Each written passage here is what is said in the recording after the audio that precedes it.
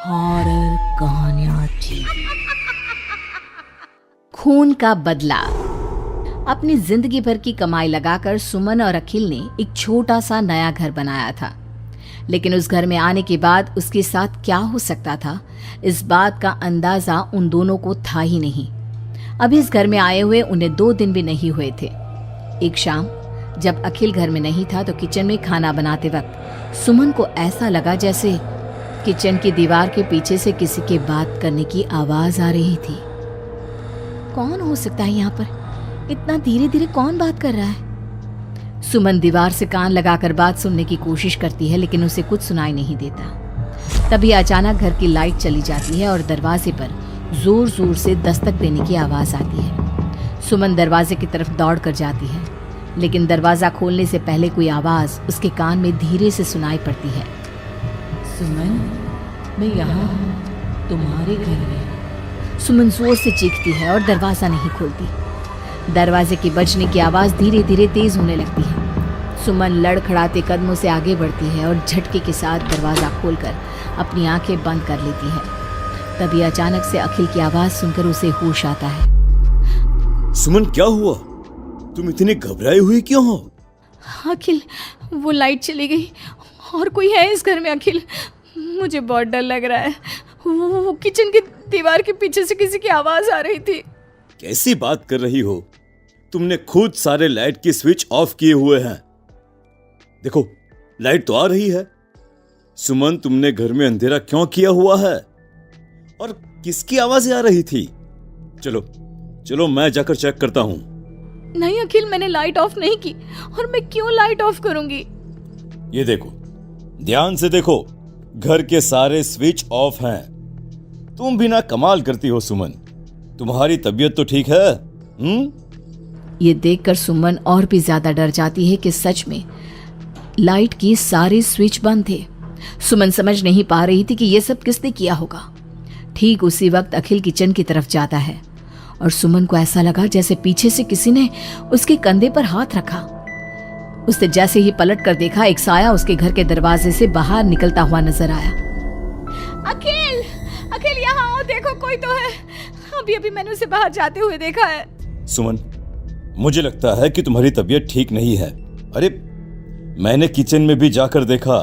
पास वाले घर में जो लोग हैं ना, उनसे बात करने की आवाज आ रही है। एक काम करो, तुम जाकर आराम करो, मैं खाना खुद परोस कर खा लूंगा। ओके? तुम बेडरूम में जाओ। जाओ। नहीं अखिल, मैं अकेले नहीं जाऊंगी और अब इस घर में मैं एक दिन भी नहीं रहना चाहती। थोड़ी देर के बाद सुमन और अखिल दोनों ही बेडरूम में जाकर सो जाते हैं। डर की वजह से सुमन को नींद नहीं आ रही थी, लेकिन फिर वो गहरी नींद में सो जाती है और सुबह जब सोकर उठती है तो उसने देखा कि अखिल ऑफिस के लिए तैयार हो गया था। अखिल, आप कहाँ जा रहे हैं? मुझे इस घर में अकेला छोड़कर आप कहीं नहीं जा सकते। देखो सुमन, मेरा ऑफिस जाना बहुत जरूरी है। कल तुम ऐसे ही डर गई थी। अब परेशान मत हो और मैं ब्रेकफास्ट बाहर कर लूंगा। ओके? जब तुम्हारी तबीयत ठीक लगे तो तुम खाना बनाकर खा लेना। और हाँ, अगर तुम कहो तो मैं तुम्हारे लिए बाहर से खाना भिजवा दूं। नहीं अखिल, उसकी कोई ज़रूरत नहीं है। मैं अपने लिए खाना बना लूंगी, लेकिन मुझे डर लग रहा है। डरने की कोई बात नहीं है। अभी मैं चलता हूँ, तुम अपना ख्याल रखना। चलो, गुड बाय। अखिल के जाने के बाद सुमन बाथरूम में नहाने के लिए चली जाती है और शावर ऑन करती है। नहाते नहाते सुमन को एहसास होता है कि शावर से पानी की जगह खून गिर रहा था। उसने घबराकर सामने लगे मिरर में देखा और ये देखकर उसके पैरों तले जमीन खिसक गई कि वो पूरी तरह सर से पैर तक खून में भीग चुकी थी। सुमन भागकर बाहर आती है। उसे अपने घर का पूरा फर्नीचर जला हुआ नजर आता है और उसके ठीक सामने खड़ी हुई थी एक औरत जिसने दुल्हन के कपड़े पहने हुए थे। उसके चेहरे पर लंबा सा घूंघट था और उसके शरीर से खून टपक रहा था। कौन हो तुम और क्या चाहती हो मुझसे? यहाँ क्यों आई हो तुम? मैं तुमसे तुम्हारा पति चाहती हूँ। मुझे अपना पति दे दो और मैं वापस चली जाऊंगी। लेकिन मेरा पति? अखिल, मेरा मतलब तुम्हें मेरा पति क्यों चाहिए? हमने क्या बिगाड़ा है तुम्हारा? तुमने नहीं, हर सुहागन औरत मेरी दुश्मन है, और जब भी मेरी आंखों के सामने कोई औरत अपने पति के साथ नजर आती है तो मैं उसे जिंदा नहीं छोड़ती। लेकिन तुम ऐसा क्यों करती हो? और प्लीज मैं तुम्हारे आगे हाथ जोड़ती हूँ, तुम मुझे और अखिल को जाने दो। हम दोनों हमेशा के लिए ये घर छोड़कर चले जाएंगे। अब ऐसा नहीं हो सकता। एक बार जो इस जमीन के आसपास से गुजर जाता है उससे फिर हमेशा के लिए मेरे साथ इस जमीन के नीचे मेरी दुनिया में चलना पड़ता है। और तुमने इस जमीन के ऊपर अपना घर बनाकर अपनी दुनिया बसाने की कोशिश कर ली। अचानक से वो औरत सुमन को उसके बाल पकड़कर जमीन पर घसीटने लगती है। सुमन दर्द से जोर जोर से चीखती है, लेकिन उसकी आवाज उसके घर की दीवारों के अंदर दब कर रह जाती है। अब बाकी दूसरी औरतों की तरह मैं तुम्हें भी इस घर की दीवारों के नीचे दफन कर दूंगी और तुम्हारे पति को हमेशा के लिए अपना पति बना लूंगी। जानती हो, मेरी भी शादी हुई थी, लेकिन शादी के ठीक बाद मांग में सिंदूर भरकर मेरे पति ने गला घोट कर मेरी हत्या कर दी और इस जमीन के नीचे मुझे गाड़ दिया। बस तब से मेरी आत्मा यही भटक रही थी। मुझे भी सुहागन बनना है, मुझे भी पति चाहिए। छोड़ दो मुझे प्लीज, मुझे जाने दो। देखो तुम्हें पति चाहिए, तुम किसी और को अपना पति बना लो। मुझे और अखिल को जाने दो यहाँ से। लेकिन वो औरत सुमन को लेकर वहां से गायब हो जाती है। शाम को जब अखिल ऑफिस से लौट कर आता है, डोरबेल बजाता है, तभी मुस्कुराते हुए सुमन दरवाजा खोलती है। दरअसल सुमन के शरीर के अंदर अब उस औरत की आत्मा थी, लेकिन अखिल का चेहरा देखते ही सुमन के शरीर के अंदर एक हरकत होती है और वो अचानक से नाराज हो जाती है। क्या हुआ सुमन? आज तो ठीक हो ना? तुम्हारी तबीयत भी ठीक लग रही है आज तो। गुड। मुझे नहीं पता था कि तू आने वाला है यहाँ, वरना तो मैं तेरी मौत का सारा इंतजाम करके रखती। क्या हुआ? अब मेरी बात का जवाब नहीं दोगी क्या? नाराज हो मुझसे किसी बात पर? हाँ? ऐसी तो कोई बात नहीं है। जाओ, डाइनिंग टेबल पर तुम्हारा फेवरेट खाना लगा दिया है, जाकर खा लो। हाँ, खुशबू तो बहुत अच्छी आ रही है। वैसे भी सुबह से कुछ खाया नहीं है। थैंक यू यार, मैं जल्दी से जाकर खाना खाता हूँ। ओके?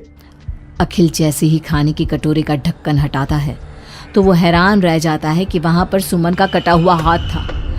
उसमें पहनी हुई चूड़ियों से वो सुमन के हाथ को पहचान जाता है। खाने की जगह सुमन के शरीर के छोटे छोटे टुकड़े काटकर उस आत्मा ने अखिल के सामने परोस दिए थे। अखिल घबराकर वहां से भागने लगता है। तभी सुमन के शरीर में मौजूद वो आत्मा अपने असली रूप में आकर अखिल के सामने खड़ी हो जाती है। कौन हो तुम? और क्या किया तुमने मेरी पत्नी के साथ? इसका मतलब वो ठीक कहती थी कि इस घर में कुछ गलत है। कहाँ है मेरी सुमन? तुम्हारी सुमन के मैंने छोटे छोटे टुकड़े करके उसका खाना बना दिया और उसकी आत्मा को मैंने इस घर की जमीन के नीचे दफन कर दिया है। वो कैद हो गई है यहाँ हमेशा के लिए। तुम भी उसके पास जाना चाहते हो? मगर क्यों किया तुमने ऐसा? क्या दुश्मनी थी तुम्हारी और मेरी पत्नी? पहले तो मैंने तेरी पत्नी को सिर्फ इसलिए मारा क्योंकि मैं तुझे अपना पति बनाना चाहती थी। मेरी आत्मा जो पूरे एक जन्म से किसी से शादी करने के लिए तड़प रही है, उसकी हसरत पूरी करना चाहती थी मैं। और इसलिए मैंने तेरी पत्नी का रूप लेकर तेरे साथ रहने के बारे में सोचा। लेकिन जानता है, अब मैं तुझे जिंदा नहीं छोड़ूंगी। लेकिन क्यों? देखो तुमने सुमन के साथ जो भी किया, मुझे जाने दो यहाँ से प्लीज। अखिल भागने लगता है, लेकिन घर का दरवाजा अब लॉक हो चुका था। अब तो भाग कर नहीं जा सकता। मेरे हाथ तेरे खून से रंगने के लिए बेचैन हो रहे हैं। मेरा गला सूख रहा है, अब उसकी प्यास तेरे खून से ही बुझेगी। अरे लेकिन क्यों? तुम्हारी आखिर मुझसे दुश्मनी क्या है? आत्मा अखिल की बात का कोई जवाब नहीं देती और अपने लंबे नाखून उसके गले में गड़ाकर उसके शरीर को खा जाती है और उसके बाद जोर से हंसते हुए कहती है, तेरा शरीर भले ही अखिल का शरीर है, लेकिन तेरे अंदर मेरे पिछले जन्म के उसी पति की आत्मा थी जिसने शादी से एक रात पहले गला दबाकर मेरी हत्या की।